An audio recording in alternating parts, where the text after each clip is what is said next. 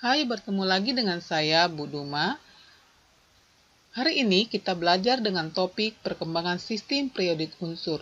Adapun tujuan pembelajaran, yang pertama, siswa dapat menjelaskan perkembangan sistem periodik unsur. Yang kedua, siswa dapat menganalisis kelemahan dan kelebihan sistem periodik unsur.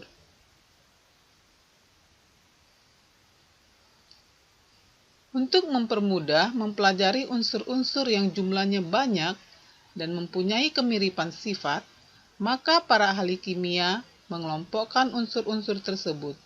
Pengelompokan unsur-unsur ini mengalami perkembangan dari waktu ke waktu hingga terbentuk sistem periodik unsur modern. Perkembangan sistem periodik tersebut dimulai dari 1. Pengelompokan logam dan non-logam. Yang kedua, tabel periodik Lavoisier. Yang ketiga, triad Dobereiner. Yang keempat, oktav Newlands. Yang kelima, sistem periodik Mendeleev. Yang keenam, sistem periodik Lothar Meyer. Yang ketujuh, sistem periodik modern. Dan yang kita pakai sampai saat ini adalah sistem periodik modern.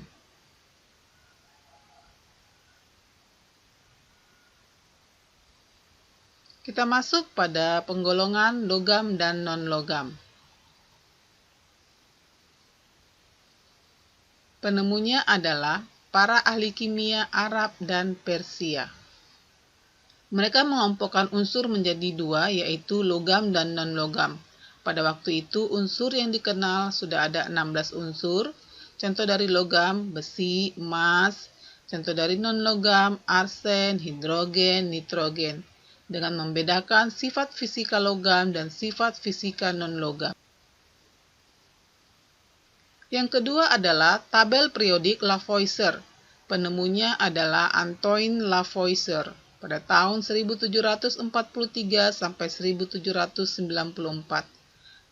Beliau mengelompokkan unsur berdasarkan sifat kimianya. Mengelompokkan 33 unsur kimia, terbagi menjadi 4 golongan, gas, tanah, logam, dan non-logam. Kelemahannya masih terlalu umum dan masih menganggap cahaya, kalor, dan beberapa senyawa sebagai unsur.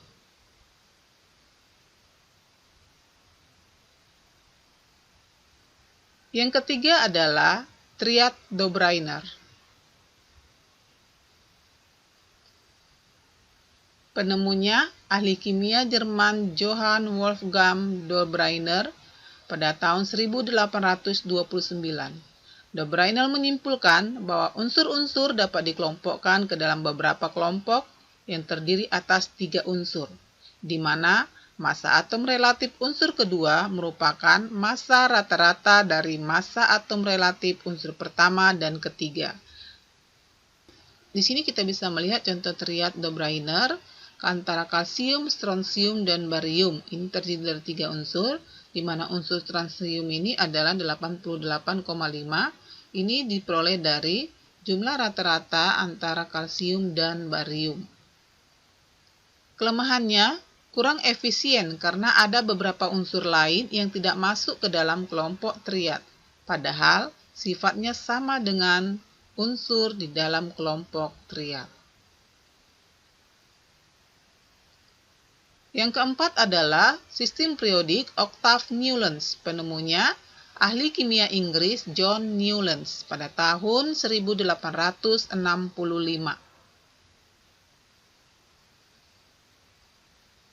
John Newlands menyimpulkan bahwa unsur-unsur disusun berdasarkan kenaikan massa atom relatifnya.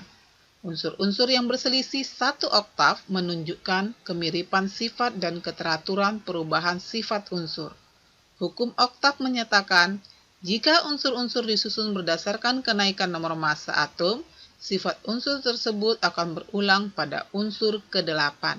Di sini kita melihat ada contohnya, tabel unsur menurut hukum oktav Newlands, ya. Unsur pertama ini mempunyai kemiripan dengan unsur ke-8, yaitu unsur F. Begitu juga selanjutnya unsur Litium mempunyai kemiripan dengan unsur natrium. Kelemahannya, masih ada beberapa kotak yang diisi lebih dari satu unsur. Contohnya di sini ya, satu kotak ada 2 unsur.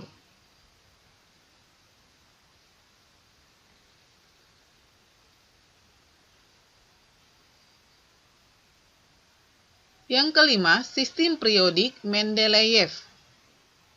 Penemunya adalah ahli kimia Rusia Dmitri Ivanovich Mendeleyev pada tahun 1869.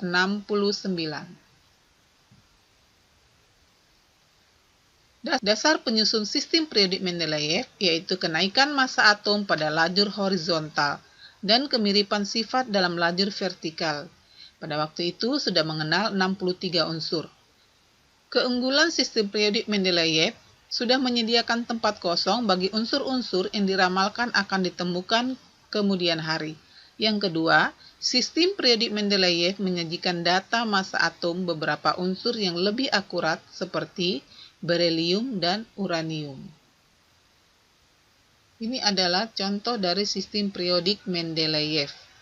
Kelemahannya adalah 1. Masih terdapat unsur-unsur yang massanya lebih besar, letaknya di depan unsur yang massanya lebih kecil. Yang kedua, ada unsur yang tidak sama sifatnya dimasukkan dalam satu golongan. Misalnya, Cu dan Ag ditempatkan satu golongan dengan hidrogen, litium, natrium, dan kalium.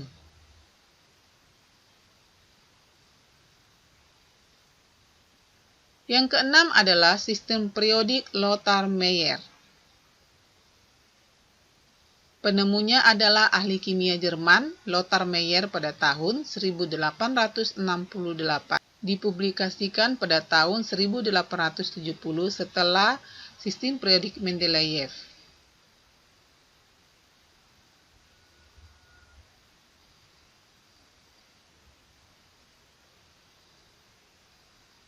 Dasar penyusunan sistem periodik Lothar Meyer, kenaikan massa atom.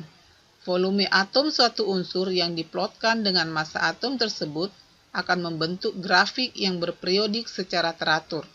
Unsur-unsur yang menempati posisi sama dalam grafik menunjukkan sifat kimia yang mirip, lebih sederhana dan mudah dimengerti dibanding Mendeleyev, namun golongannya lebih banyak.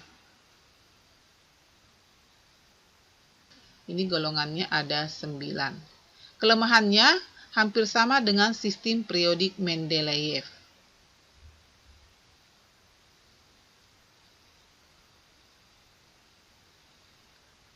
Ketujuh adalah sistem periodik modern. Penemunya adalah ahli kimia Inggris bernama Henry G. Moseley tahun 1914. Dasar penyusunan sistem periodik modern berdasarkan kenaikan nomor atom, di mana lajur vertikal itu disebut dengan golongan, disusun berdasarkan kemiripan sifat. Ada 16 golongan, terbagi golongan utama A dan golongan transisi B. Lajur horizontal itu disebut dengan periode, disusun berdasarkan kenaikan nomor atom.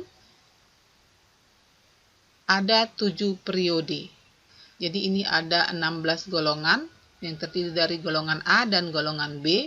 Kemudian lajur horizontal ini ada 7, itu disebut dengan periode.